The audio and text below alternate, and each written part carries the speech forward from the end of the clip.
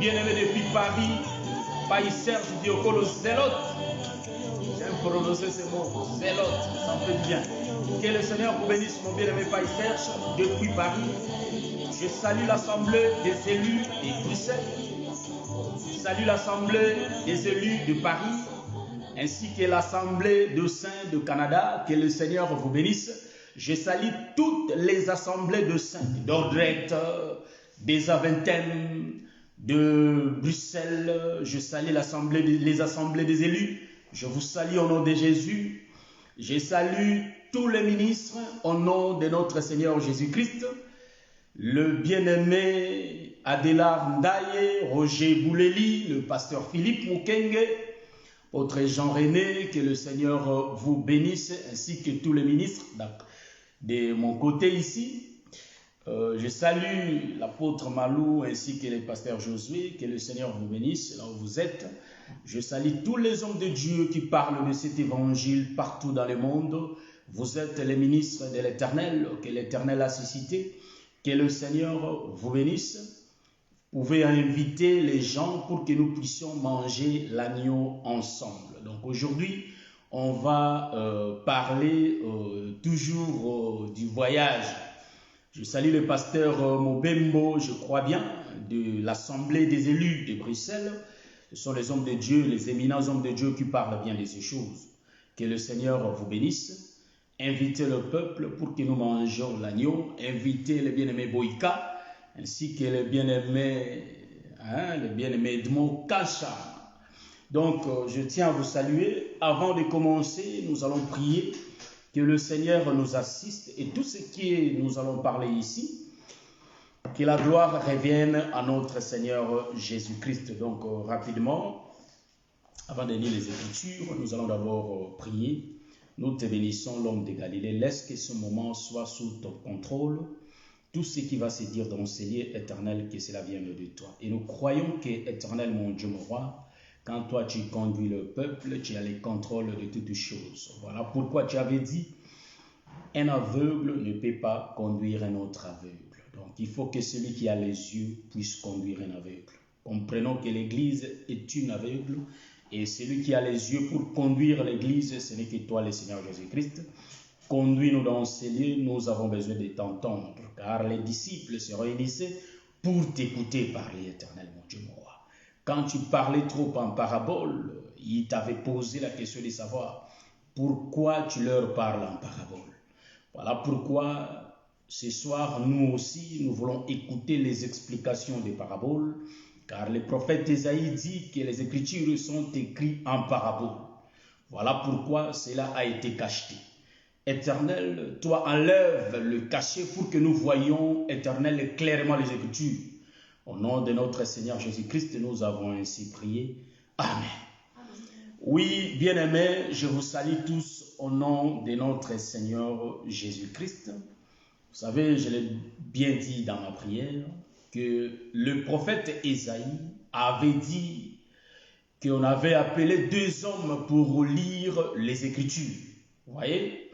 Donc, les deux hommes qui avaient fait la lecture des Écritures n'ont pas pu faire la lecture. Donc, selon les dires du prophète Ésaïe, nous allons comprendre que les Écritures n'ont pas été lues. Est-ce que vous voyez? Donc, la lecture n'a pas été faite parce que les deux personnes étaient incapables.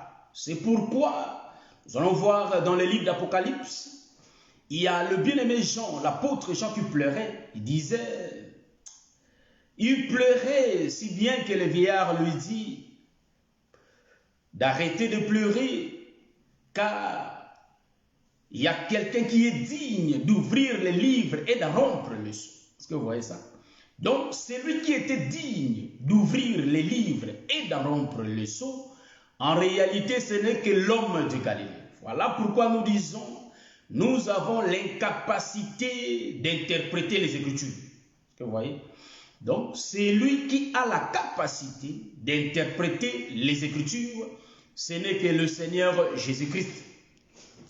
Voilà pourquoi, mes bien-aimés, je vous dis, au nom de notre Seigneur Jésus-Christ, que les Écritures sont interprétées que par lui-même le Seigneur Jésus-Christ. Je salue tous mes bien-aimés, le bien-aimé Joël Guiano, ainsi que la sœur Mélodie Jaël et le bien-aimé Dino Davis. Que le Seigneur vous bénisse.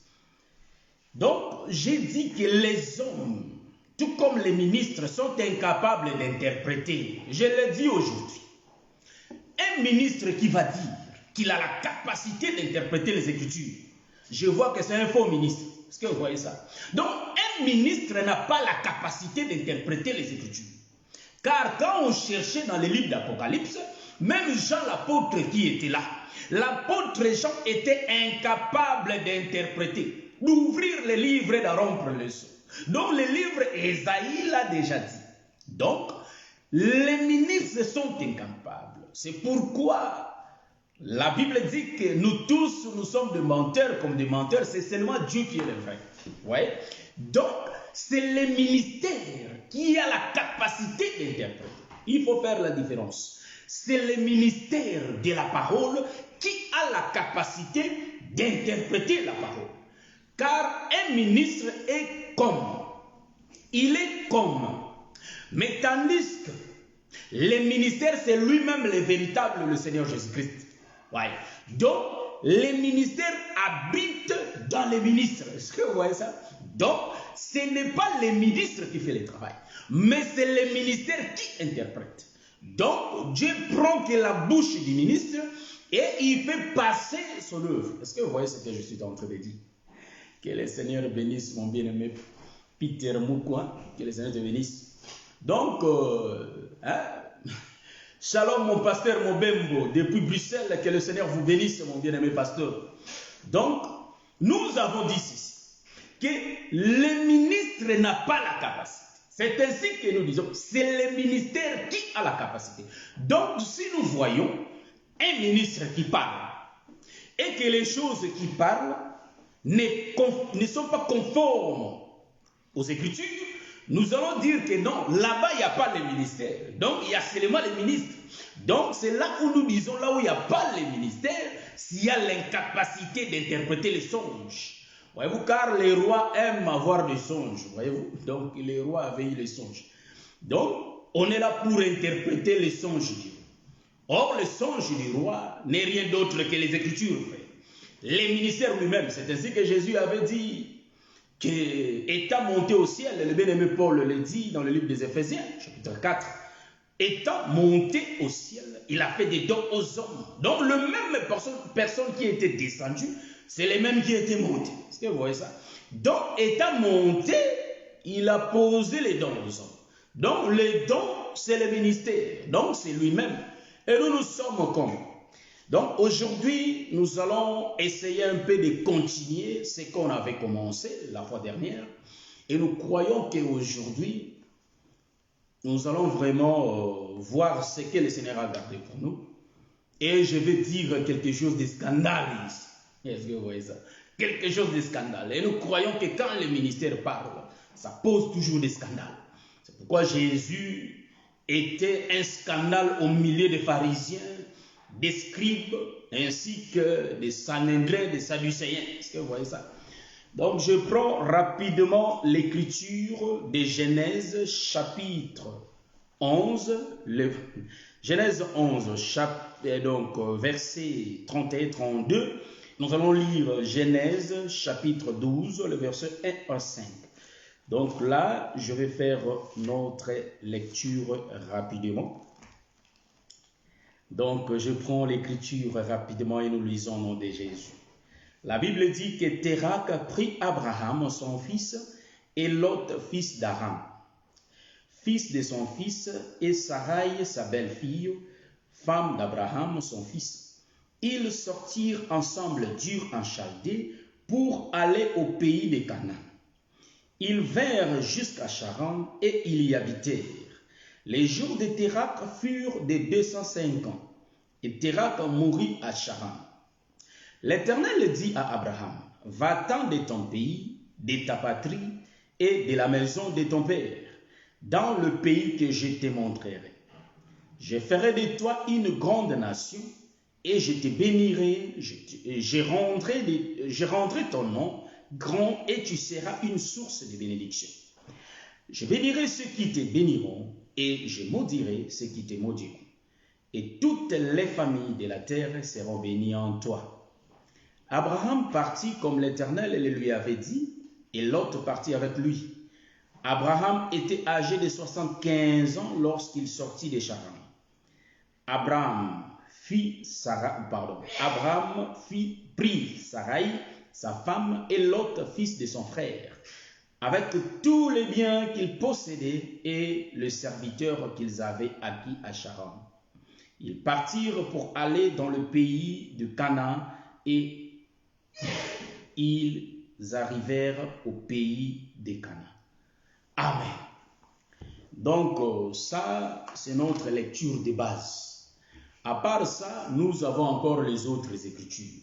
Bien-aimés, je vous prie, je vous demande de partager la vidéo et d'inviter les gens pour que nous suivons ensemble, parce que nous sommes en train de faire l'œuvre de l'Éternel. Donc, s'il y a les gens qui nous suivent, ils seront bénis par la parole que nous sommes en train de présenter. Je vais faire une petite révision de la fois dernière. La fois dernière, j'avais bien expliqué. J'avais dit qu'en réalité, la marche est en train de se faire pour aller à Canaan. Est-ce que vous voyez? Donc, nous quittons le pays dur pour aller à Canaan. Voyez-vous?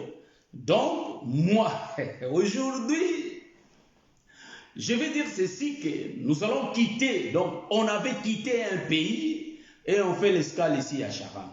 Et à Charan, on a commencé, c'est-à-dire on continue la marche vers Canaan. Voyez-vous? Donc, en d'autres termes, je vais dire, on a quitté Canaan, on fait l'escale à Charan et on va retourner à Canaan. Donc, la marche a été déjà faite. Donc, la marche a été déjà faite avec Israël. Donc, Israël avait quitté Canaan et Israël était descendu à l'Égypte. Donc, en réalité, ils étaient en train de faire le parcours. Mais arrivés en Égypte, ils ont fait une escale. Et ils vont continuer pour atteindre Canaan. Donc, l'objectif d'Abraham, ce n'est pas de se limiter à Charan, non plus. Mais il faut quitter Charan pour continuer vers Canaan. Voyez-vous? Donc, nous avons quitté l'éternité. L'objectif n'est pas ce monde, mais nous continuons la marche pour aller au ciel. Donc, le ciel, c'est Canaan. Voyez-vous? Donc, la marche a été faite dans l'ombre, mais aujourd'hui, la marche se continue dans la réalité. Donc, nous sommes en train de... Là, je suis en train de saluer ma bien-aimée Alice depuis l'Afrique du Sud. Voyez-vous? Donc, le Seigneur vous bénisse. Invitez le peuple bien-aimé. Donc, nous comprenons que nous sommes en train de faire la marche. Or, la fois dernière, j'avais expliqué qu'Abraham a fait aussi le même mouvement. Parce que l'Écriture nous dit, donc il y a les Écritures qui nous disent, Dieu fait que répéter ce qui était passé. Donc, nous allons comprendre que dans la répétition de Dieu, on voit beaucoup de mouvements parlent de la même chose. Voyez-vous? Car Dieu fait que répéter. Donc, il parle tantôt d'une manière et tantôt d'une autre. C'est seulement l'homme qui n'en prend point garde. Voyez-vous? Donc, Abraham avait pris sa femme Sarah et ils étaient descendus dans le pays d'Égypte. Dans la ville d'Égypte, en d'autres termes, dans le pays d'Égypte. Donc, Abraham avait fait la marche avec sa femme. Donc, dans la marche d'Abraham, arrivé là-bas, en Égypte, en réalité, nous allons comprendre qu'en Égypte, quand les Égyptiens ont vu Sarah, voyez-vous qu'elle était belle de figure. Ouais? Donc, donc, elle était belle de figure. Voyez-vous? Donc, nous disons que les femmes des serviteurs de Dieu sont belles, frère. Hein? Donc, je me concentre un peu. Les femmes des serviteurs de Dieu sont belles. Est-ce que vous voyez? Donc, car Abraham avait une belle femme. C'est pourquoi moi j'ai expliqué. Toutes les femmes du monde sont belles. Donc, la beauté de la femme dépend de son mari. Donc, il ne faut pas nous dire que non, moi, ma femme n'est pas belle, frère. Non. Nous avons de belles femmes. Dieu a donné à chaque homme une très belle femme, une jolie femme qui passe. Donc, voilà. Donc, la belle femme que Dieu donne à ses serviteurs ou soit à ses fils, leur comportement correspond à leur mari. Est-ce que vous voyez ça? C'est pourquoi ce n'était pas une question que l'homme cherchait sa femme, mais c'est plutôt le père qui cherchait la femme pour son fils. Voilà pourquoi nous aussi, c'est Dieu qui a cherché des femmes pour nous. Est-ce que vous voyez ça? Donc ici, nous allons dire dans les Écritures, Sarah avait une très belle figure.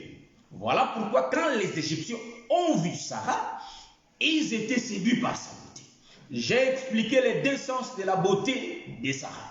Donc là, vous avez suivi ça. Ceux qui veulent le suivre, nous allons progresser quand même. Il y a des gens qui étaient là depuis la première partie, depuis le premier épisode. Voyez-vous? Donc, en continuant, nous allons dire qu'aujourd'hui, nous allons révéler la troisième partie. Nous sommes dans le livre de Genèse chapitre 12. Hein? Ce que je vous ai dit. Genèse chapitre 12, je crois bien, si je ne me trompe pas.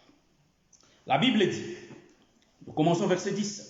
Il y eut une famine dans le pays et Abraham descendit en Égypte pour y séjourner. Car la famine était grande dans le pays.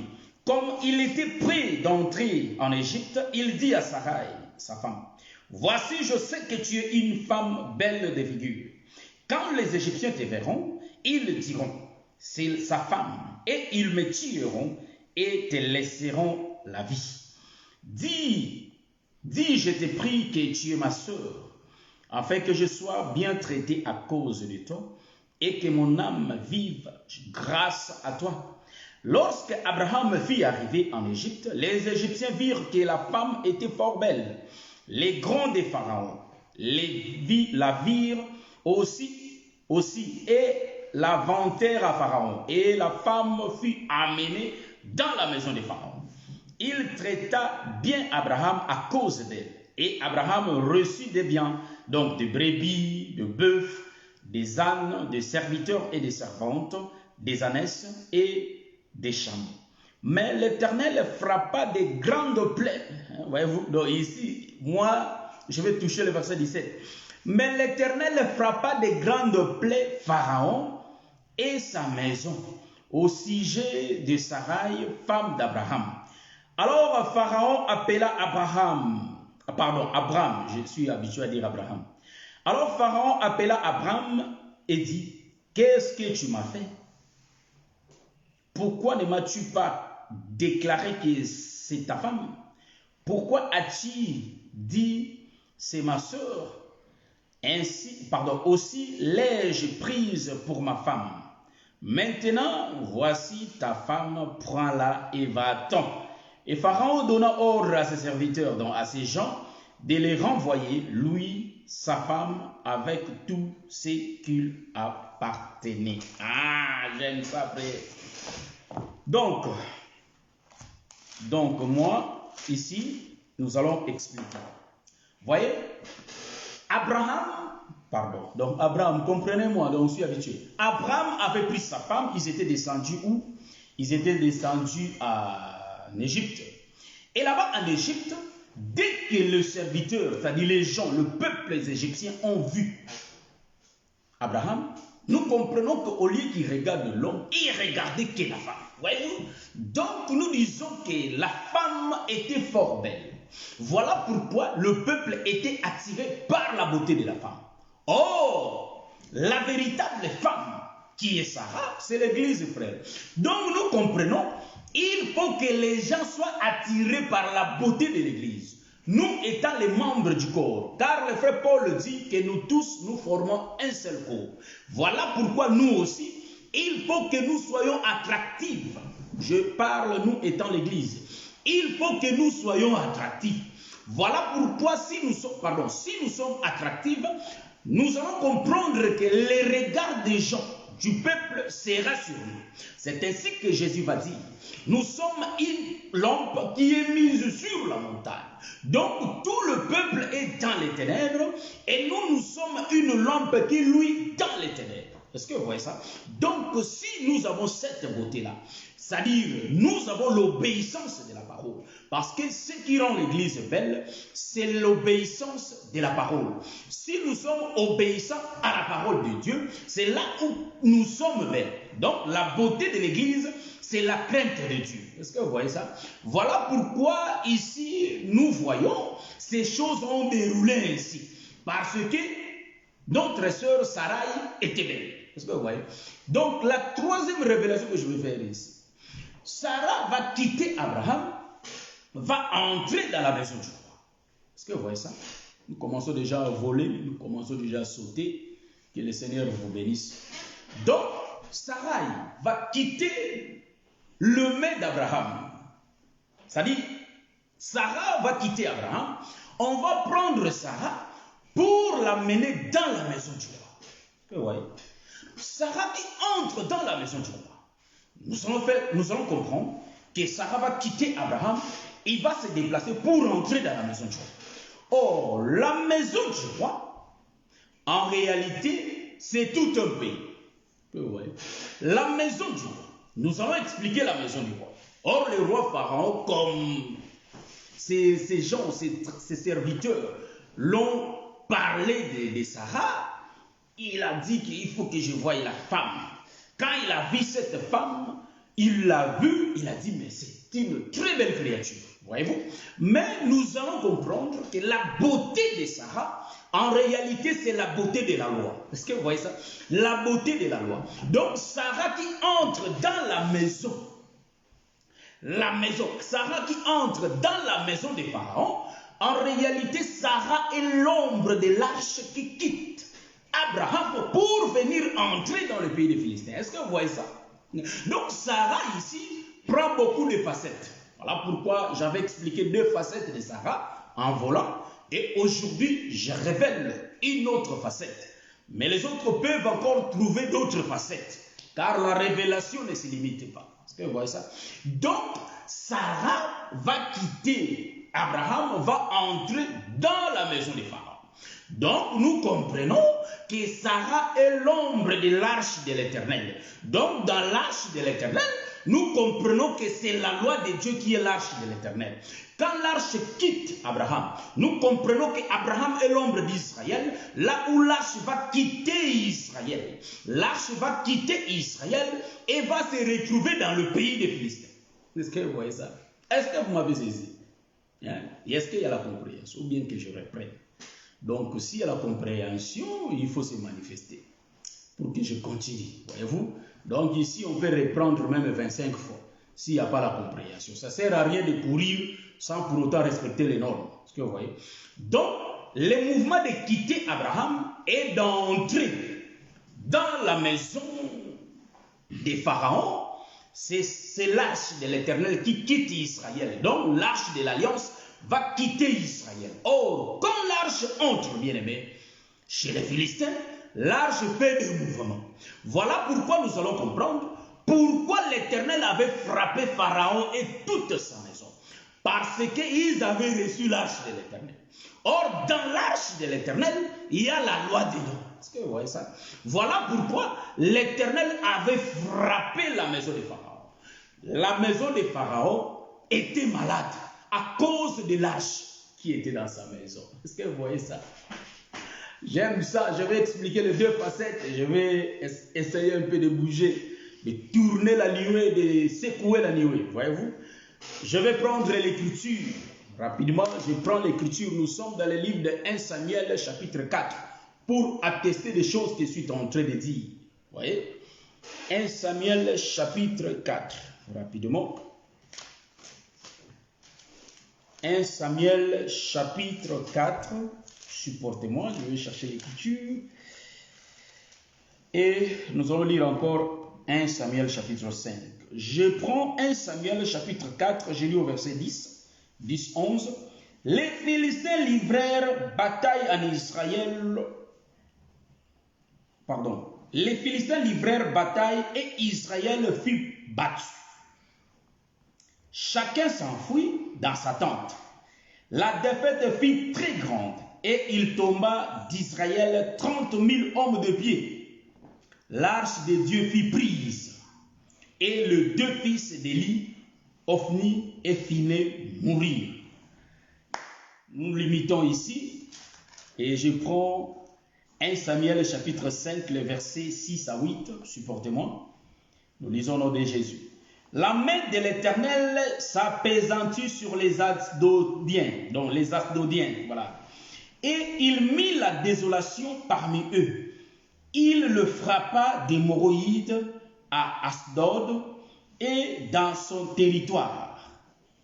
Voyant qu'il en était ainsi, les gens d'Asdod dirent, l'arche du Dieu d'Israël ne restera pas chez nous, car il apaisantit sa main sur nous et sur Dagon notre Dieu. Voyez-vous? Donc ici, et ils firent chercher, donc je me limite au verset 7. Donc, la Bible dit qu'il y avait la guerre en Israël. Donc, en Israël, il y avait eu la bataille, les batailles. Donc, il y avait eu la bataille en Israël, frère.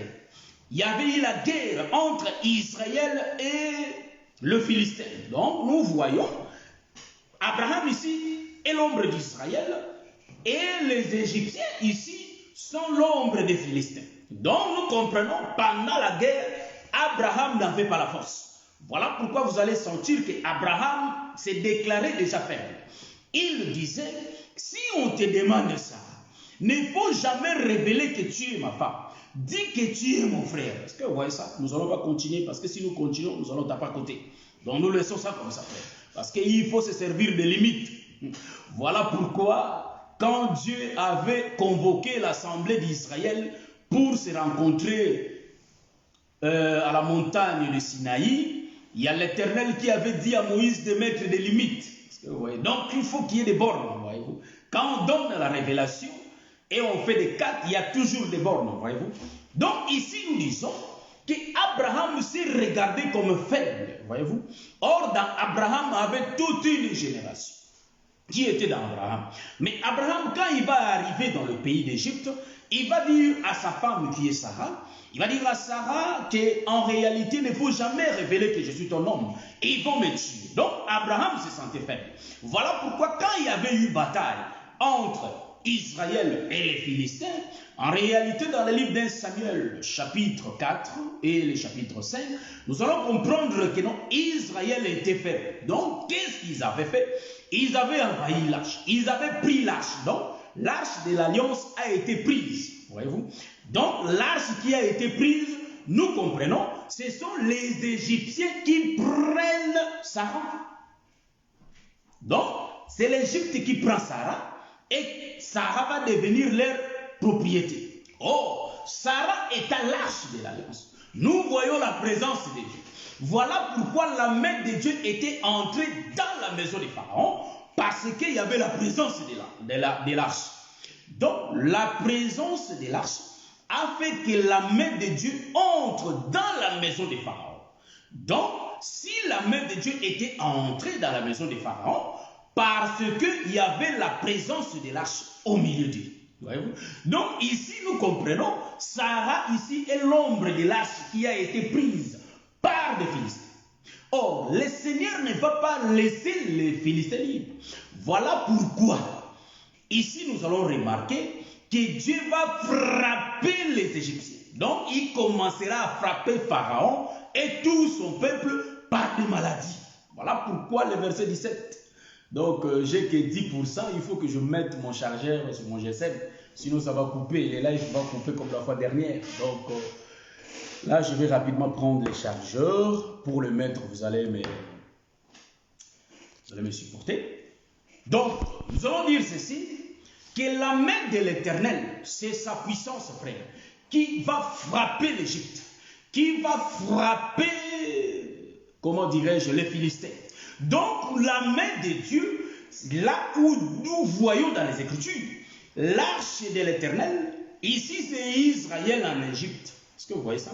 Donc, Israël en Égypte, nous voyons que Israël, c'est l'arche de l'Éternel en Égypte. Donc là où il y a la présence de l'arche, les seigneurs ne laissent pas tomber. Les seigneurs frappent car ils n'ont pas droit à avoir l'arche chez eux. Est-ce que vous voyez ça? Ici, je ne parle pas de l'arche d'Obed-Édom. Non.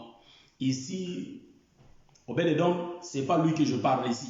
Donc je parle de l'arche qui a été prise en Égypte pour amener vers Asdod. Est-ce que vous voyez ça? Donc, Asdod est l'ombre de l'Égypte.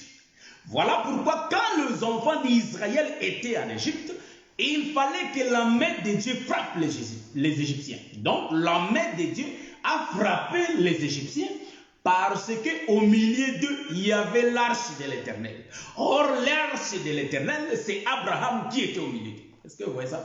Donc Abraham, c'est Isaac, c'est Jacob, c'est Israël en Égypte.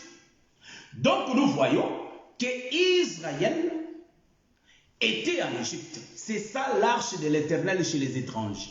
Voilà pourquoi l'Éternel avait frappé l'Égypte de 10 plaies. Donc ils avaient reçu 10 plaies. L'Éternel les avait frappés. Le Seigneur va répéter, va faire ces mouvements avant. Donc quand nous voyons Moïse et son peuple en Égypte, le mouvement a été déjà fait.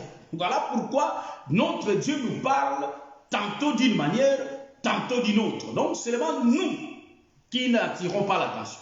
Donc nous ne faisons pas attention à ce que l'Éternel nous parle. Voilà pourquoi ma soeur, mon frère, Dieu peut déjà te parler de la situation. Tu es en train de prier Dieu pour que le Seigneur te révèle des choses. Tu es en train de traverser une situation difficile, bien-aimé. Il y a des situations difficiles qui t'arrivent. Mais peut-être le Seigneur t'a déjà répondu, mais toi tu ne fais pas attention. Voilà pourquoi beaucoup de mouvements que nous voyons dans les Écritures, le Seigneur nous répond déjà. Parfois, on ne fait pas attention. Donc, il est obligé de répondre encore. C'est pourquoi Dieu fait que répéter ce qui était passé. Donc, ici, nous allons voir que Sarah, qui est l'arche de Dieu, qui est l'arche de l'Alliance, était chez les Égyptiens, donc était chez les Asdodiens. C'est pourquoi le Seigneur les avait frappés des maladies. Donc, ici, je vais descendre un peu.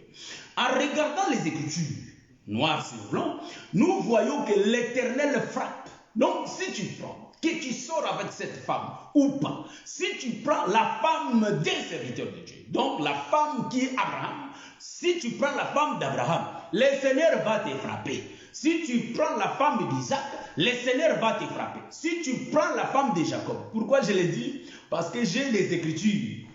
Car ces mouvements, ce n'est pas seulement Abraham qui avait fait ça, mais Isaac aussi l'avait fait. Est-ce que vous voyez ça? Donc ici, je parlais le mouvement de Sarah chez les Égyptiens.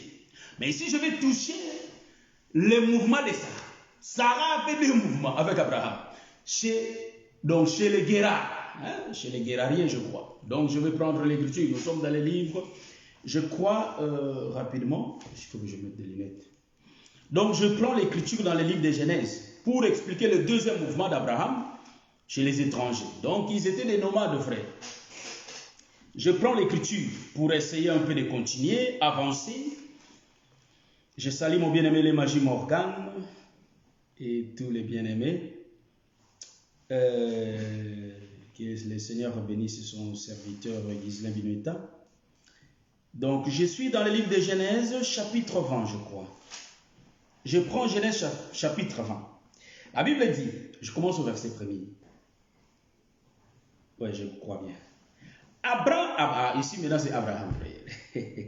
Abraham partit de là pour la contrée du Midi. Il s'établit entre Cadé et Shur et fit un séjour à Guérar. Abraham disait de Sarah, sa femme, donc il disait de Sarah sa femme, c'est ma soeur. Abimelech, roi de Guérar, fit enlever Sarah. Voyez-vous? Donc Abraham disait de Sarah sa femme, c'est ma soeur. Abimelech, roi de Guérar, fit enlever Sarah. Est-ce que vous voyez?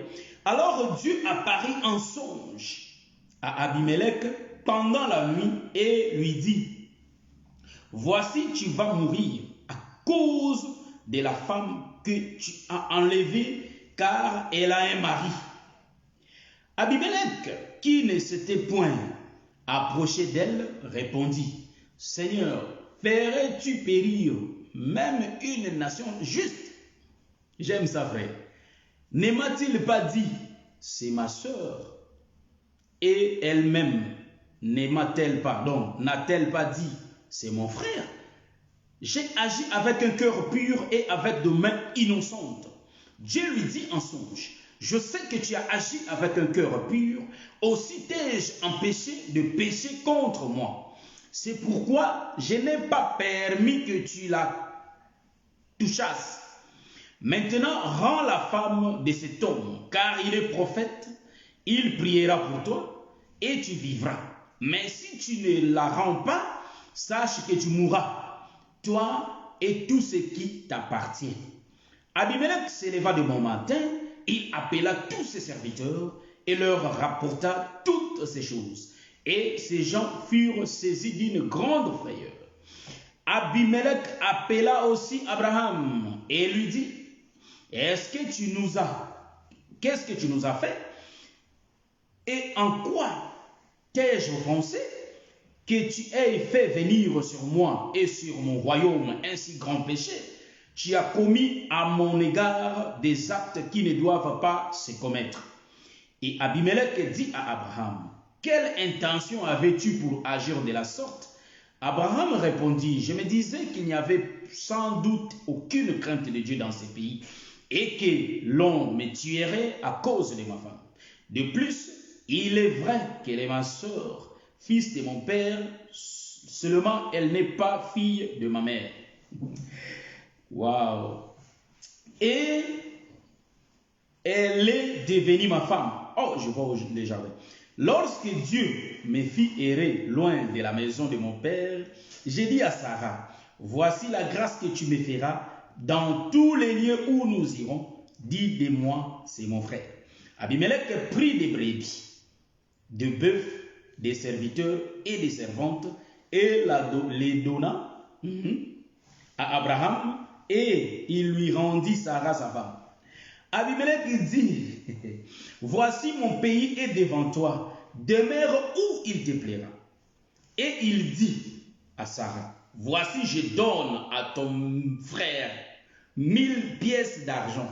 Cela te sera un voile sur les yeux pour tous ceux qui sont avec toi et auprès de tous, tu seras justifié.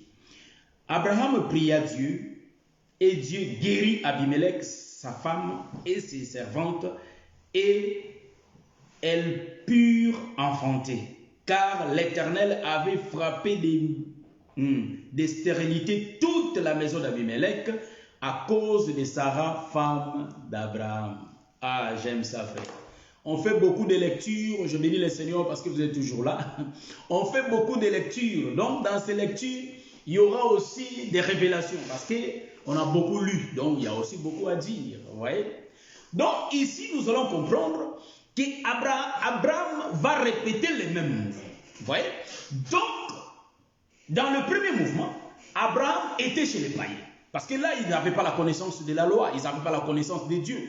Voilà pourquoi nous avons typifié cela, car nous sommes dans la typologie, frère. Est-ce que vous voyez ça? C'est Jésus qui commença ces choses, c'est Dieu lui-même depuis la création. Quand il vous montre des arbres, qui parle des hommes. Est-ce que vous voyez?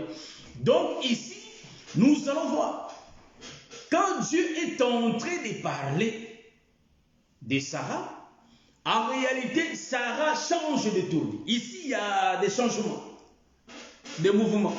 Donc, Abraham va quitter sa patrie, donc sa nation, et il va descendre chez les Philistins. Donc, Guérar chez les Philistins, frère. Est-ce que vous voyez ça? Il va quitter sa maison, donc sa demeure, pour aller là. Il va prendre sa femme pour y aller. Est-ce que vous voyez ça? Or, dans les Écritures, il est question de Jésus. Nous voyons Abraham, mais c'est le mouvement de Dieu lui-même. Donc, ici, nous allons comprendre que non. Quand Abraham fait des révélations au roi, Abraham va dire au roi que certainement, en réalité, Sarah est ma soeur. Nous sommes, voyez-vous, Nous sommes les enfants du même père. Seulement, nous ne sommes pas des mêmes mères. Moi, je vais expliquer ça aujourd'hui. Donc, c'est le ministère qui donne l'explication. Pourquoi ces langages? Donc, si nous vérifions ces langages, nous allons les trouver dans les jardins. Il faut faire une chute libre dans les jardins pour aller retrouver ces mots. Donc, ici, nous comprenons qu'en réalité, celui qui avait créé Adam, c'était bien le Père, c'était Dieu lui-même. Donc, c'est lui qui avait créé, voyez-vous, c'est lui qui avait créé Ève, c'était aussi le Père. Donc, nous comprenons, la semence était sortie du Père. Vous voyez? Donc, nous touchons Isaïe 55.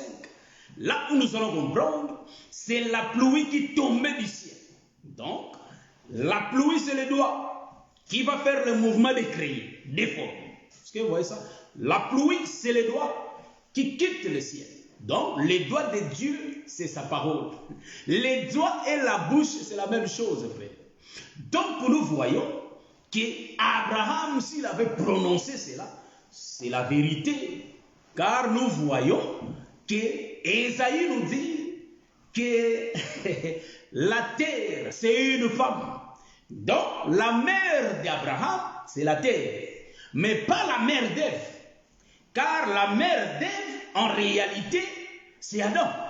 Voilà pourquoi il faut qu'Abraham dise que nous sommes de même père. Parce que c'est le même père, mais qui avait deux femmes différentes. Est-ce que vous m'avez vu? Est-ce que vous m'avez vu? Donc, nous aimons être vus. S'il n'y a pas la vision, on ne peut pas continuer. Est-ce que vous voyez? Donc, la mère d'Adam, en réalité, c'est la terre qui est la femme, selon Ésaïe. Donc, nous comprenons, pour former Adam, il faut que l'Éternel Dieu fasse pleuvoir. Est-ce que vous voyez? Vous n'avez pas vu la pluie? Mais il y avait la pluie, frère. Pour donner la terre la forme, il faut que la terre soit mouillée. Il faut qu'il y ait la sémence. Est-ce que vous voyez ça? Donc, nous comprenons que la mère d'Adam, c'est la terre. Mais par contre, la mère d'Ève, en réalité, c'est Adam. Donc, Ève était sortie d'Adam. Parce que c'est Dieu qui l'avait fait sortir. Donc, ils sont de même père, mais pas de la même mère. Voyez-vous, quand je faisais la lecture, les sœurs nous ont fait voir ça. Donc, en réalité, Abraham va descendre avec sa femme. J'aime ça, bien aimé. Je salue ma soeur, je salue mon frère.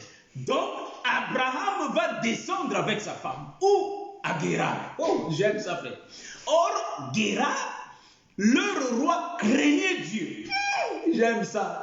Merci Seigneur. Ah, j'aime ça. Donc, le roi de Guérar, il avait la crainte de Dieu. Mais je vais remarquer une chose. Guérar, c'est tout un pays. Suivez mes mouvements. Car aujourd'hui, j'ai dit, je roule pas vite. Hein? On a écrit 70, moi je roule à 90. Non. Aujourd'hui, je vais rouler tout doucement.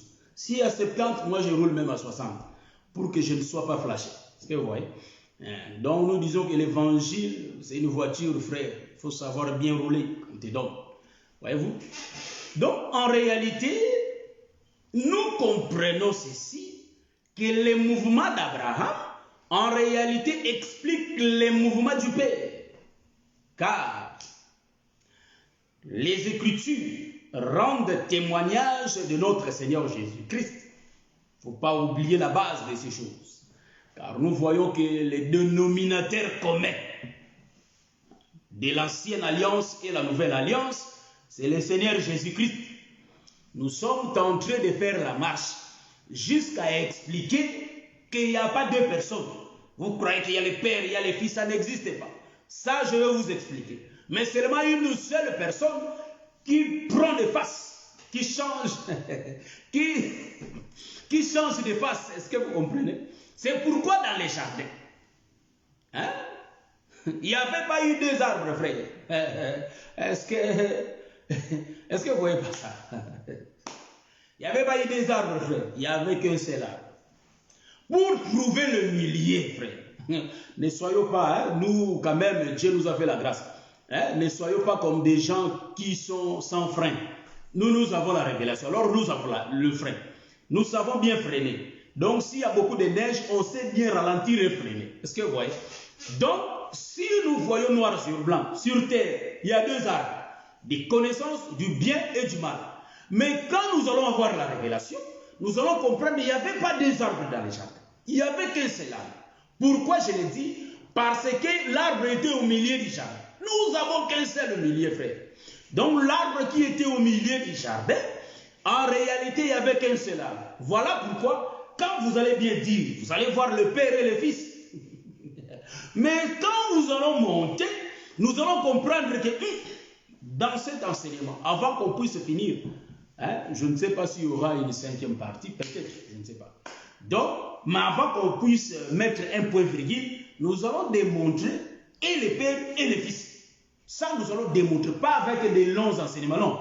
Une courte révélation qui va nous dire, point barre, c'était qui conduisait Israël. Que le Seigneur vous bénisse. Donc, ici nous disons que la ville de Guérard, le pays des Philistins, parce que les rois étaient siégés à Guérard, donc c'est dans le pays des Philistins. Donc nous allons dire que le roi Abimelech, c'est un homme qui craignait Dieu. Oh, quel est cet homme qui craint Dieu et qui va faire l'erreur? Est-ce que vous voyez ça? Or, Dieu est derrière sa parole pour l'accomplir. Est-ce que vous voyez? Donc, ici nous disons que ce pays-là, de Guérard, est l'ombre des jardins. Est-ce que vous voyez? Ça, c'est l'ombre des jardins. Donc, le pays. Parce que vous allez remarquer un mouvement, selon la lecture, quand le roi de Guérard, le roi Abimelech, a seulement entendu dans ses oreilles que Sarah n'est pas la femme d'Abraham directement. Parce que le roi a le pouvoir. Est-ce que vous voyez ça? Le roi, c'est un homme, comment dirais-je, un homme d'honneur, un homme puissant, un homme fort, qui peut décider ce qu'il veut. Donc, directement, le bien-aimé Abimelech a enlevé la femme d'Abraham. Il ne connaissait pas. Mais remarquez, vous allez voir ceci, quand il avait pris la femme, nous allons comprendre que cet homme d'Abimelech, la nuit, il a reçu la vision. Donc, Dieu était venu le visiter. Pourquoi? Parce qu'il avait la crainte de Dieu. Mais en Égypte, on a fait la lecture, la main de Dieu était lourde. En Égypte.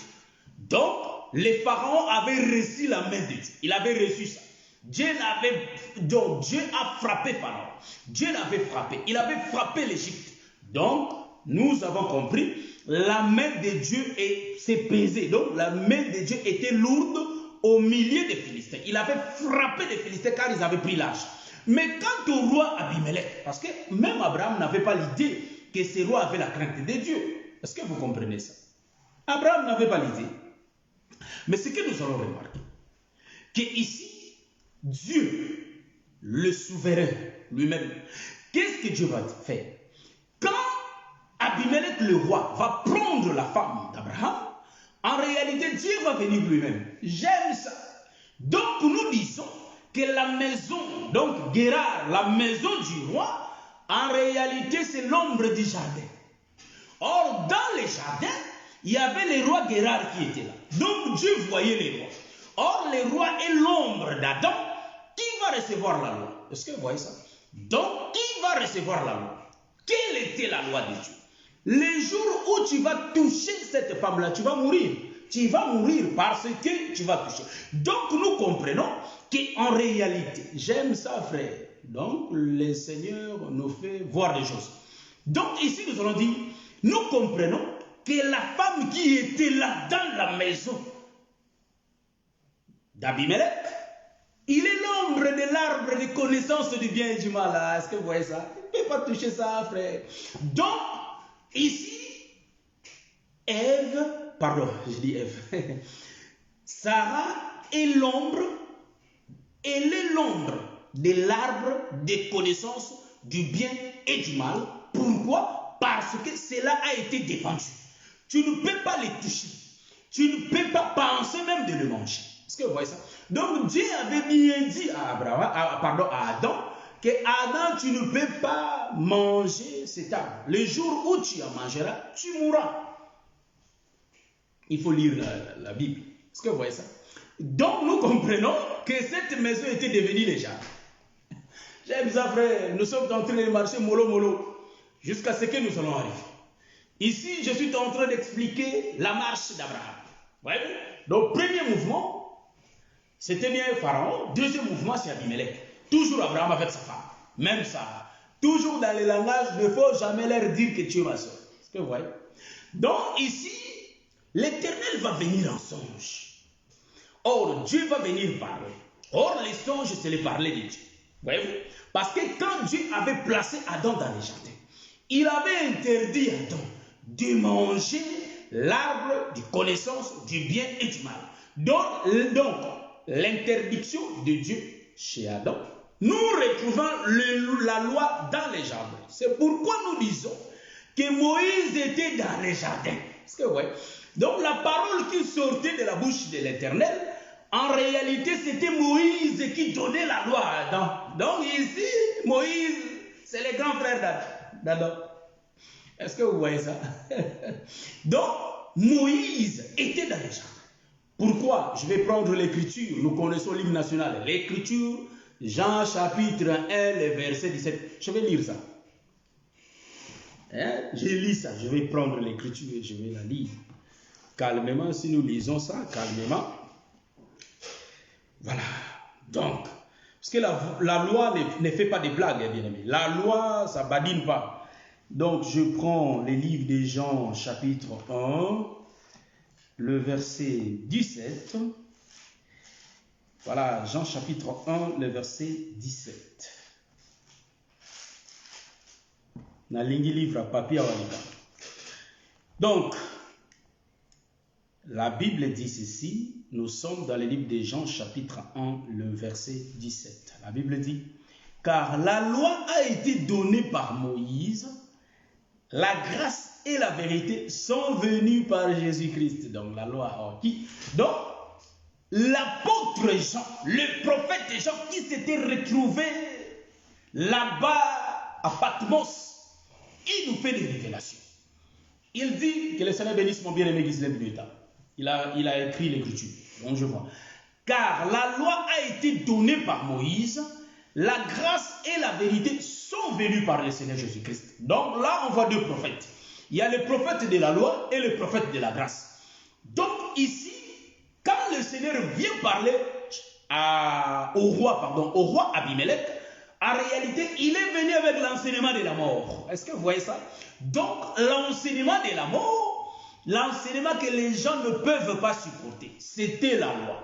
Donc quand la loi est venue, la loi a dit à Abimelech, certainement, tu vas mourir si tu touches cette femme. Donc, du fait que la loi était sortie, donc il y avait des effets. Quand bien même que Abimelech avait la crainte de Dieu, mais nous allons remarquer que l'Éternel avait frappé sa maison. Donc, nous comprenons, c'est les conséquences de la loi. Donc, ici, le Seigneur va venir dans la vision, donc dans les songes, pour parler à son serviteur. Donc le Seigneur qui vient parler à Abimelech, en réalité Abimelech qui est Adam, mais ici nous voyons le Seigneur qui parle, c'est lui, le Père, le Seigneur qui parlait à Adam. Donc c'est lui la loi, c'est lui Moïse. Donc ici, en réalité, le frère Jean nous dit, comme la loi a été donnée par Moïse, donc la loi c'est Moïse qui l'a donnée. Quand le Seigneur dans les jardins était parti pour parler à Adam, pour prévenir à Adam de ne pas manger l'arbre de connaissance du bien et du mal, en réalité, il avait porté le costume qu'on appelle Moïse. Voyez-vous? Parce que, bien aimé, Dieu aime se vêtir. C'est un grand sapeur. C'est pourquoi Dieu s'enveloppe de la lumière comme un manteau. Voyez-vous? Donc Dieu s'habille la lumière, la laine, le soleil, les habits de Dieu. Voyez-vous? Donc en réalité ici, il avait ce costume-là. Donc le Seigneur a parlé à Abimelech. Je vais prendre l'écriture rapidement, de lire ça. Et Abimelech a été frappé. Je prends rapidement le livre de Genèse, toujours nous sommes au chapitre 20, je crois. Le livre de Genèse, nous allons lire l'écriture. Il faut bien parler avec les Écritures. Donc, voilà. Abimelech, qui s'était point approché d'elle, répondit, Seigneur, ferais-tu périr une nation juste? Ne m'a-t-il pas dit? Donc ici, non, je cherche là où le Seigneur était venu. Alors Dieu apparut en songe. Voilà, c'est ce que je cherche. Alors Dieu apparut en songe à Abimelech pendant la nuit et lui dit, voici, tu vas mourir à cause de la femme que tu as enlevée, car elle a un mari. Oh, aïe, aïe. Donc, vous voyez, quand nous touchons les Écritures, frère, il faut avoir l'esprit de la révélation. Ce que je veux dire ici, parce que quand nous prenons l'écriture de l'ombre, quand nous allons toucher la réalité, le frère Paul a bien expliqué, parce que c'est ainsi que même il y a beaucoup de prédicateurs qui se perdent. Vous allez me pardonner. Il y a même beaucoup de prédicateurs, ils se perdent. Parce que lui, quand il va lire l'écriture, il va dire que non, les ciels, il faut monter. La terre, il faut descendre. Lui, c'est ça qu'il est resté en lui. Mais le ministère sert à réunir ceux qui ne se réunissent pas. Hein? Donc aujourd'hui, que le Seigneur nous fasse grâce. Si on n'a pas le temps, on va dire ça même la semaine prochaine. On va relier Judas Iscariote ici dans ces choses. On n'en disconvient pas que cet homme avait trahi Jésus. Nous les connaissons, frère. Que cet homme de Judas Iscariote a trahi notre Seigneur Jésus-Christ. La partie doctrinale, on la connaît. Et on ne peut pas disconvenir ni renier que David avait couché avec la femme de son serviteur. L'Écriture dit dans la doctrine, selon la doctrine, les prophètes Nathan étaient montés pour aller punir David. Et David avait subi les coups. Pourquoi? Parce qu'il n'avait pas obéi à Moïse. Toute personne qui n'obéit pas à Moïse, il reçoit des coups. Donc Moïse, c'est un bon frappeur. Si tu n'obéis pas, tu auras des coups. Donc en réalité, ici, nous allons dire ceci. Que quand David a péché, le Seigneur a envoyé Nathan pour condamner David. Mais si nous volons dans la révélation, nous voyons d'autres choses. C'est pourquoi ici aussi, le roi Abimelech avait regardé dans la fenêtre. Parce qu'il y avait Abraham qui plaisantait avec sa femme. Voilà pourquoi nous disons à tous les hommes qui ne se plaisantent pas avec leurs femmes. Il ne faut pas être Moïse à la maison, frère. Hein? Moi, je veux dire que non, quand on vous regarde, on dit, mais ce sont des amis, mais ce sont des frères, ou bien c'est sa femme. La façon dont Abimelech la façon dont Abraham plaisantait avec sa femme, voyez-vous, donc automatiquement, Abimelech a compris, mais c'est sa femme. Et dis-moi, c'est ta femme. Vous voyez ça? Nous aimons ces choses, frère, car nous avons 3 lectures aujourd'hui. Et nous prions que le Seigneur nous fasse grâce pour qu'on en puisse terminer. Vous voyez? Donc ici, nous allons comprendre qu'Abraham, lui qui avait sa femme, il est l'ombre du Père, frère. Car le propriétaire de l'arbre des connaissances du bien et du mal, c'était Dieu lui-même. Mais en réalité, il avait placé ça dans les jardins. Et dans les jardins, l'arbre était au milieu du jardin. Donc, nous comprenons que l'arbre était au milieu du jardin, entre Abimelech et Abraham. Donc, l'arbre était entre les 2 points. Donc, le milieu était Ève. Était Sarah. Donc, Sarah qui est le milieu, c'était Ève, entre Adam et Ève. Est-ce que vous voyez ça? Je reprends. Hein? ouais, donc, ma sœur Walimbila, c'est normal. Donc, nous disons que les frères ne soient pas comme Moïse à la maison. Voyez-vous? Hein? Donc, les frères doivent être comme Jésus-Christ, l'enseignement de la grâce. Parce que Moïse est sans pitié, frère. Dès que tu fais l'erreur, tu reçois ça. Mais Jésus va te dire que va, change. Est-ce que vous voyez ça? J'aime ça, frère. Donc, nous disons ceci, qu'en réalité, le milieu du jardin. Donc, nous voyons Abraham et nous voyons Abimelech. Donc, le milieu du jardin, c'était bien l'arbre des connaissances du bien et du mal. Donc, dans les jardins, c'est l'arbre qui était au milieu. Donc, Adam était de l'autre côté. Est-ce que vous voyez ça? Et les pères aussi étaient de l'autre côté. Car c'est les pères, les propriétaires de l'arbre. Donc, le milieu, c'était bien l'arbre. Donc, ici, le Seigneur a frappé la maison d'Abimelech. Dieu était venu se révéler à Abimelech par la révélation. De dire, ils ont parlé de la révélation. Et moi, quand je lis ça, je dis, oh, mais le Seigneur, cet homme connaissait Dieu. C'est pourquoi même aujourd'hui, je vous dis, on peut commettre quelques erreurs, on peut commettre des fautes. Sachez-le que si nous nous agénions devant ce Dieu, le Seigneur va nous pardonner. Est-ce que vous voyez ça? Parce qu'on est au temps de la grâce. Est-ce que vous voyez? Mais cela ne nous pousse pas à aller faire toujours le péché, parce que nous ne connaissons pas quand est-ce que le Seigneur vient. Ouais, nous connaissons, selon l'évangile, nous avons la connaissance quand est-ce que le Seigneur va venir. Est-ce que vous voyez? Ouais, je salue ma bien-aimée Younes Ouda depuis Erstadt. Que le Seigneur bénisse. Donc, bien-aimé, ici, nous avons dit aujourd'hui, on roule douce, pas vite. Vous voyez? Donc, nous allons faire des révélations. Donc, j'aime lire ça. Abimelech est en train de parler avec Dieu. Mais tandis que Pharaon n'a pas eu cette grâce de parler avec le Seigneur. Pourquoi Abimelech parlait? Parce qu'il est l'ombre d'Adam. Adam parlait avec le Seigneur. Adam parlait avec le Seigneur. Donc, ici, Abimelech est l'ombre d'Adam qui parlait avec Dieu. Quand bien même que Adam parlait avec Dieu, mais ça n'avait pas manqué en réalité que sa femme aura des douleurs pour enfanter. Est-ce que vous voyez ça? Parce que la loi a été transgressée. Pourquoi je l'ai dit? Quand Sarah était entrée dans la maison d'Abimelech, Dieu a frappé de stérilité cette maison. Ici, je vais descendre un peu. Pour dire quoi? Je suis en train de dire que ici, en réalité, Sarah est l'ombre de... Bon, attends, avant que je descende, je vais faire un peu une petite virgule. Donc la petite virgule, on laisse tout tomber. Hein? On va reprendre après.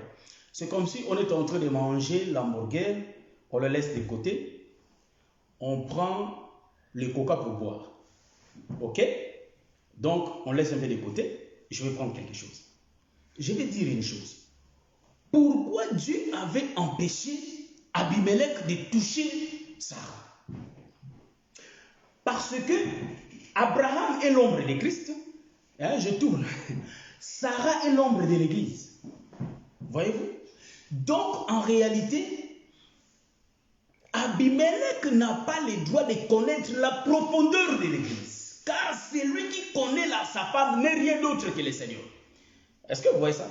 Parce que Satan ne peut pas avoir la connaissance de la femme qui est l'Église. C'est pourquoi Satan ne comprend pas. Mais comment cette femme est si forte?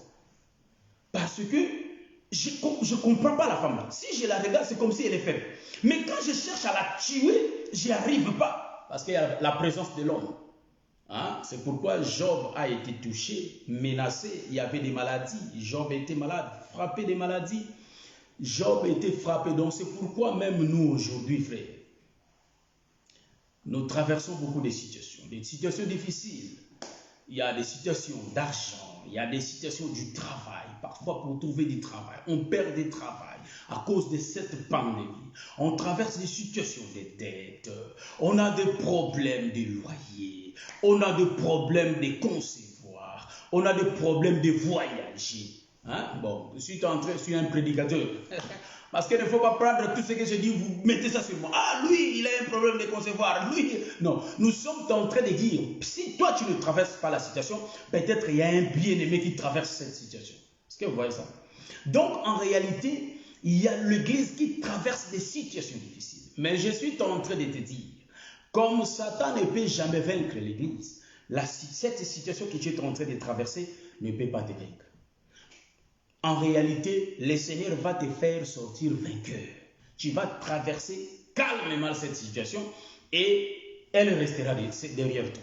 Voilà pourquoi, bien-aimé, je vais continuer ma marche. Ici, nous allons comprendre que Sarah devient l'ombre de l'Église. Et le roi Pharaon est l'ombre du diable, frère. Abimelech, l'ombre du diable. Ici, je suis en train de le prendre comme ça. Hein? Pourquoi j'ai dit que j'aime faire beaucoup de cartes comme ça. C'est pourquoi j'ai dit, Abimelech n'avait pas le droit de toucher l'Église. Donc l'Église, c'est la femme d'Abraham. Abraham, c'est l'ombre de Jésus-Christ. En réalité, il laisse sa femme dans la maison d'Abimelech. Or, la maison d'Abimelech devient le monde, frère.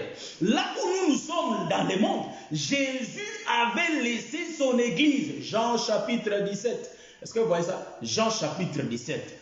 Jésus-Christ fait la prière. Ils ne sont pas du monde, mais ils sont dans le monde.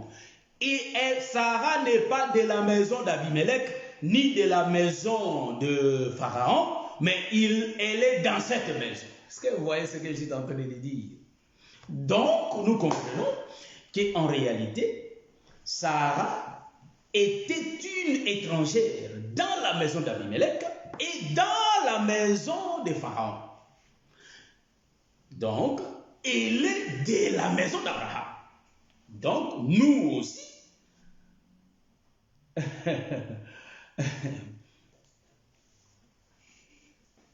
voilà, donc j'ai lu le commentaire de l'homme de Dieu, le serviteur de Dieu, le bien-aimé Patou.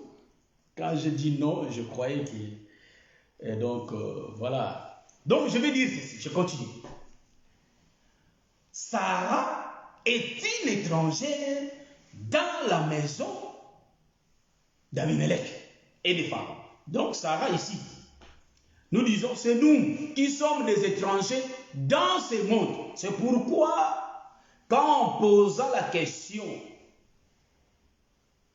au père des 12, qui est Jacob, Pharaon demande l'âge de Jacob. Jacob va dire, les jours de mon pèlerinage. Donc, un pèlerin, c'est un étranger, c'est un voyageur. Donc, nous comprenons, nous sommes des étrangers. En lisant Jean chapitre 17, nous allons comprendre quand Jésus faisait la prière. Cette prière était destinée à Dieu pour garder l'église qui se trouve ici dans ce monde. Mais nous ne sommes pas de ce monde. Est-ce que vous voyez ça? C'est pourquoi les rois de ce monde ne peuvent pas nous toucher. C'est pourquoi j'ai dit, Dieu avait interdit, Dieu avait interdit qu'Abimelech commette ses péchés. Abimelech connaissait Dieu. Est-ce que vous voyez ça? C'est pourquoi il a empêché Abimelech de commettre ses erreurs. Donc quand je vais tourner que Sarah, c'est l'ombre de l'église, c'est là où je prends Abimelech comme l'ombre du diable, qui ne peut pas toucher l'église, qui est Sarah. Qui est Sarah. Or, quand je vais faire un tour, je tourne vers la maison de Pharaon, dans notre première écriture, nous allons comprendre que Dieu avait frappé Pharaon. Pourquoi? Je suis en train d'expliquer qu'on ne peut pas toucher l'église, frère. Donc, Dieu avait frappé Pharaon des maladies. Est-ce que vous voyez ça? C'est ainsi que, quand l'arche était chez les Philistins étaient frappés par les hémorroïdes, beaucoup de sortes de maladies. Mais les Philistins n'ont pas eu ce courage de détruire l'arche de l'Alliance, l'arche de Dieu. Ils n'arrivaient pas à toucher l'arche. C'est pourquoi j'ai dit que dans la maison de Pharaon, Sarah était comme l'arche qui va frapper la maison des maladies. Donc ici, nous allons comprendre, Dieu avait frappé la maison de Pharaon des maladies. Parce qu'un roi malade ne peut pas sortir avec une femme. Bien aimé, toi tu es malade. Est-ce que tu sauras sortir avec une femme? Une femme malade. Est-ce que tu auras même ce désir-là? Non, non plus. Parce que tu es malade. Quand le Seigneur frappe, il frappe vraiment.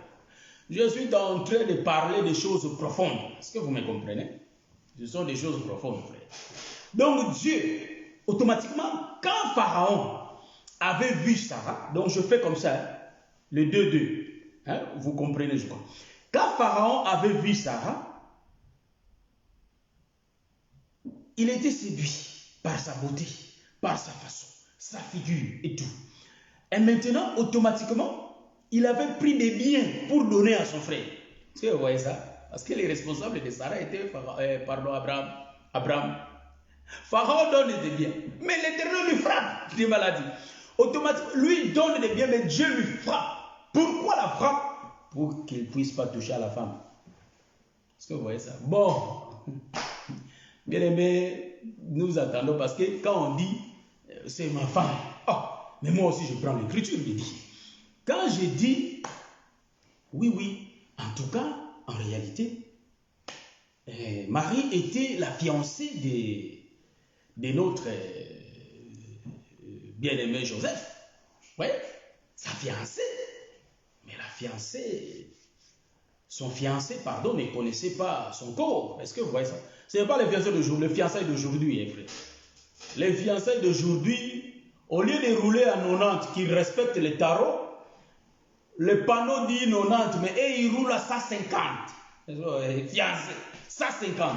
On dit on est en fiançailles, mais ils se connaissent déjà. Oh. Des choses qui doivent se faire en mariage, en couple, et déjà. Voyez-vous? Donc c'est ça la différence. Mais tandis que dans ce temps-là, ils respectaient. Donc pourquoi je l'ai dit? Ouais, il roule à 120, 140, 140 il roule, à la place de rouler à 70, lui 140. Donc, les fiançailles de ce monde se limitent. Hein. Même quand on voit que ça ne marche pas, ils se séparent de ce monde, mais pas de la Bible, attention. Hein. Dans la Bible, les fiançailles, quand vous êtes fiancé, vous n'allez pas vous séparer, frère. C'est pourquoi Dieu a intervenu pour que Joseph ne puisse pas laisser Marie. Est-ce que vous voyez la différence des fiançailles de la Bible et de ce monde? Hein? Les fiançailles de ce monde, bien aimé, moi, ça il a fait tout. Il connaît la femme, il connaît tout. Donc, quand il va changer, c'est comme si c'était déjà sa femme. Nous sommes des fiancés. Fiancés une semaine chez l'homme, 2-3 semaines chez l'homme. Donc, quand ça ne va pas marcher, l'homme va dire, ah, elle est comme ça, je la laisse. Est-ce que vous voyez? Donc, c'est ça le monde. Mais dans ces choses spirituelles, ça ne se reste pas comme ça. C'est pourquoi moi, je me pose toujours des questions. Mais pourquoi Dieu avait agi ainsi? Donc, pour que Marie devienne enceinte, il faut qu'elle soit d'abord fiancée. Mais Dieu aussi, c'est Dieu. Comme si, à la manière des hommes, c'est un problématique. Marie était là libre. Elle n'était pas fiancée. C'était le bon moment pour que Marie devienne enceinte parce qu'il n'y avait personne. Mais Dieu, c'est un Dieu qui aime que les gens chuchotent. Voyez-vous? Notre Dieu aime que les gens chuchotent. Vraiment, il avait fait ça. Au fond, la personne est innocente. Voyez-vous? Donc, Dieu aime que les gens chuchotent. Donc, quand Marie était fiancée, c'est là où Dieu a décidé que Marie devienne enceinte. Donc, les gens ont commencé à parler, c'est peut-être pour. Et Joseph voulait rompre. Ça dit calmement, sans poser des problèmes. Et Dieu était venu pour intervenir. Non, tu ne peux pas la laisser. Est-ce que vous voyez ça? Donc, c'est comme ça. Nous rentrons dans notre sujet. C'est là où j'ai dit pourquoi il a donné la dot. Est-ce que vous voyez ça? Il a donné des biens pour prendre Sarai comme sa femme. Mais Dieu l'a frappé de maladie. Mais si vous lisez bien l'écriture, vous allez remarquer que les mouvements du jardin s'étaient répétés dans la maison d'Abimelech. Or, l'Éternel n'a pas frappé Abimelech, mais il a frappé ses femmes de stérilité. C'est pourquoi Dieu n'a pas frappé Abraham, mais il avait frappé Ève. Est-ce que vous voyez ça? Est-ce que vous êtes d'accord avec moi? Non, pas avec moi, avec les Écritures. Parce que chez Adam, Dieu a dit que tu vas manger avec la sueur de ton front. Est-ce que vous voyez ça? Avec la sueur de ton front. Donc, Adam, en réalité, ne peut pas être frappé parce que ça, c'est contredire les Écritures. Abimelech ne peut jamais être frappé parce que ça, c'est contredire les Écritures. Dieu avait rendu les femmes d'Abimelech stériles à cause de ça. Donc, à cause de l'arbre de connaissance du bien et du mal. C'est pourquoi il y avait les stérilités. Or, les femmes d'Abimelech, l'ombre d'Israël qui ne peut pas produire parce qu'il y a la loi. L'arbre dans la maison. Il y a la loi dans la maison. Il y a l'arbre dans la maison. On ne peut pas produire de fruits. C'est pourquoi Israël, par l'enseignement de la loi, Israël n'avait pas de fruits. Or, Israël qui n'avait pas de fruits, nous allons remarquer, quand Jésus va passer, il voulait manger le fruit du figuier. Mais il avait vu, il n'y avait aucun fruit, il avait maudit l'arbre. Donc, en réalité, le figuier là était l'ombre d'Israël qui ne pouvait pas avoir de fruits parce qu'ils étaient frappés par l'Éternel dans la maison d'Abimelech. Est-ce que vous voyez ça? Donc, la maison d'Abimelech n'est rien d'autre que les jardins. Est-ce que vous voyez ça? Nous avons tourné comme ça. Moi, j'aime tourner, parce que c'est pourquoi il faut me suivre attentivement. Parce que j'aime tourner comme ça. Je ne suis pas droit. J'aime jouer comme les Brésiliens, frère. Donc, les Brésiliens qui tournent avec leur bas. Nous aimons aussi des dribbles. Ça, des virgules, ce sont des dribbles, frère. Est-ce que vous voyez ça? C'est pourquoi j'ai dit, Abimelech ne peut pas être frappé. Mais par contre, Pharaon était frappé. Lui-même était malade, frère. Parce qu'il ne peut pas toucher la femme. Il faut qu'il soit malade, il ne peut pas toucher la femme. Or, Abimelech avait déjà la crainte de Dieu. Voyez-vous? Donc, nous allons dire que Adam connaissait déjà Dieu. Adam connaissait déjà Dieu. Il avait la loi de Dieu en toi. En lui, il avait cette loi. Mais Adam ne pouvait pas commettre ce péché de manger l'arbre. Mais comme c'est la femme qui a fait, il faut qu'il puisse couvrir sa femme. Il ne sera pas frappé. C'est pourquoi j'ai dit, c'est de même avec Salomon. Salomon avait la loi de Dieu. Il connaissait la loi. Mais quand il avait aimé ces femmes-là, des étrangères-là, quand elle voyait ces femmes adorer des statues, Salomon l'a fait. Pourquoi? Pour couvrir cette femme. C'est pourquoi quand Dieu voulait frapper, il n'a pas frappé Salomon. Il a dit, Salomon va mourir en paix.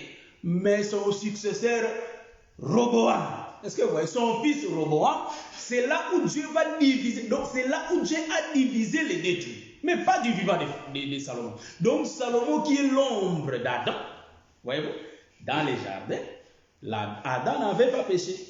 Est-ce que vous voyez ça? Adam n'avait pas péché. Jésus n'avait pas péché. Jésus était devenu péché. C'est pourquoi quand Ève pécha, automatiquement, il faut que Adam intervienne, frère. Adam a intervenu pour protéger sa femme. Est-ce que vous voyez ça? Donc Dieu, tu vas me punir. C'est pourquoi il savait ça. Comme Ève est devenue nue, moi aussi il faut que je devienne comme Ève. Parce que moi, quand le Seigneur va venir, il va me vêtir automatiquement, comme moi je suis dans la chose, Ève aussi sera revêtue. Est-ce que vous comprenez ça? Est-ce que vous voyez ce que je suis en train de dire? Donc, en réalité, Adam l'a fait pour sa femme. Donc, nous allons dire ceci, que Abimelech aussi l'avait fait. Est-ce que vous voyez ça? Donc, je suis en train de marcher comme ça. Adam l'a fait. Salomon l'a fait. Nous le retrouvons aussi chez Abimelech. Parce qu'ils avaient la connaissance de la loi. Est-ce que vous voyez ça? Donc ici, quand je dis que Abimelech n'était pas frappé, Abimelech devient l'ombre d'Adam. Ici, là. Pour frapper. Quand Dieu a frappé, il a frappé les femmes. Mais là-bas, en Égypte, il a frappé même Pharaon. Pourquoi? Parce que c'est Pharaon qui allait toucher la femme. Il n'avait pas la connaissance, frère. Il allait toucher la femme. Mais Dieu l'a frappé pour empêcher Pharaon de toucher. Donc j'ai dit que Satan ne peut pas toucher l'église, frère. Satan ne peut pas prendre l'église, détruire l'église. Pourquoi? Parce que l'homme va se lever. C'est pourquoi quand Job était frappé, et il y avait Job qui avait prononcé quelque chose, il avait dit, mon Rédempteur est vivant, et il se lèvera le dernier. Est-ce que vous voyez? Donc son Rédempteur, c'est Dieu même, est vivant. Dans tes situations, frère, ma soeur, même si ça prend du temps, il faut le dire toujours. Cette situation, ces problèmes passera car Dieu se révélera l'éternel. Il est la solution à nos problèmes, bien-aimés. Est-ce que vous voyez ça? Je ne sais pas si j'ai déjà fait combien de temps. J'avais décidé de ne pas mettre longtemps. J'avais écrit bien que nous allons parler de Judas Iscariote pour la marche là que nous sommes entrés. Donc avant d'aborder ça, sinon je vais beaucoup tourner sur ça.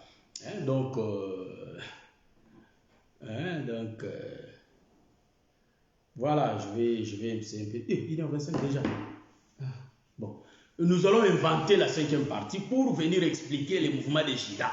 Donc nous avons dit que le ministère sert à relier les irréuniables. Donc ceux qui ne peuvent jamais se réunir. Voyez-vous, donc le ministère c'est le corps, c'est les cadavres, frère. C'est le corps des morts, c'est les cadavres, frère. Qui réunit les choses qu'on ne peut pas réunir ensemble. Pourquoi je l'ai dit? Le ministère, en réalité, c'est ce que nous appelons le corps. Là où les oiseaux sont venus, donc les aigles sont entourés tout autour du corps. C'est ça le ministère. Le ministère, c'est les cadavres qui réunissent ceux qui ne peuvent pas se réunir. Donc c'est l'agneau dans l'Exode 12 qui réunit et les Israélites et les Égyptiens. Vous voyez, les voisins, frères, il faut qu'ils entrent pour manger l'agneau. C'est ainsi que nous disons que les plus proches voisins, c'est le peuple des nations. Or, nous disons que Jésus, c'est lui qui était capable de réunir les gens qu'on ne peut jamais réunir. Donc, Jésus avait la capacité, de réunir et Israël et nous sommes entrés dans la chose, nous qu'on n'avait même pas l'accès à ces choses. C'est ainsi que nous disons. Donc Dieu fait que répéter. C'est ainsi que nous disons que ce Dieu-là est capable de réunir et les hommes et les animaux. Ah mon frère, donc le lion est là dans l'arche, toi tu es en train de vivre vraiment le lion, il est là, le lion.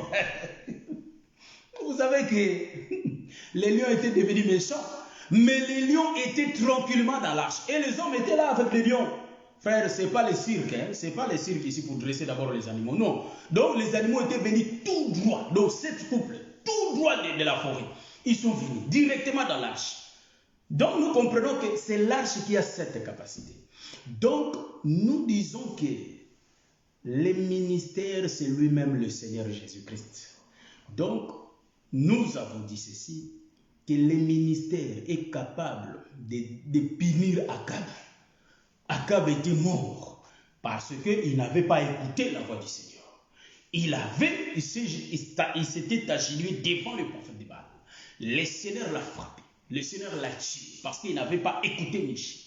Mais Jésus est capable de tourner avec Akab pour dire que je représente aussi Akab parce que le mouvement d'Akab parle de moi. Donc nous disons que Judas avait trahi Jésus. Amen. Il avait trahi. Donc les traidors, en portugais, comme on dit en portugais, traidor. Voyez-vous? Donc c'était Judas, les traîtres en français. Donc, nalinga lande mon boulot. Mais en réalité, pourquoi mais en réalité, traître n'a vu Judas. Mais quand nous allons tourner, Judas parle de Jésus. Ça, on aura ça la semaine prochaine par la grâce de Dieu. Donc, bien aimé, nous allons se voir le samedi. Bien aimé, même si je ne mets pas l'annonce, sachons-le bien que tous les samedis, on sera là. Tous les samedis. Donc, tous les samedis, on sera là. Donc, à 19h, on est là.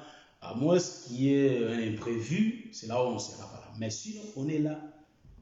On est là vraiment. Donc, tous les samedis, on est là. Même le samedi prochain, on sera là. Tant que la Bible existe, nous aussi, on est là. Par la grâce de Dieu. Donc, que le Seigneur vous bénisse. Je crois bien que le Seigneur nous a parlé dans ce lieu. On a essayé de parler. Il faut qu'on soit aussi limité. Il y a aussi d'autres prédicateurs. On ne peut pas être égoïste. Il y a aussi les autres hommes de Dieu qui vont parler. Suivons tout le monde, bien-aimé. Suivons. Il y a un autre ministre qui va venir qu'avec les sabots. Il vient avec les sabots de l'agneau. Donc, les sabots, c'est aussi mangeable parce qu'on mange l'agneau dans son entièreté. Donc, un ministre qui va venir avec les sabots. Donc, si toi, non, moi, je suis que le docteur Guy Roger. Non, parce qu'un autre ministre, il a les sabots. Moi, peut-être les sabots, il n'y a pas. Moi, ce que j'ai reçu, je n'ai pas reçu les sabots. Est-ce que vous voyez ça? Mais l'autre, il a la queue de l'agneau. Donc, on va manger la queue, il faut suivre l'autre ministre pour manger la queue. Est-ce que vous voyez ça? C'est ainsi que, bien aimés, suivons tous les hommes de Dieu, c'est édifiant par la grâce de Dieu. Je vous salue tous. J'entends la musique que notre sœur nous prépare la musique. Mungu wa majabu, frère. J'aime ça. Maintenant, c'est l'ambiance, frère. Nalola, ambiance. Donc, quand on finit d'écouter, nous allons danser. Mungu wa majabu, frère. L'ambiance ici, frère. Même si je ne mets pas l'annonce. Est-ce que vous voyez? Donc, je me suis entendu.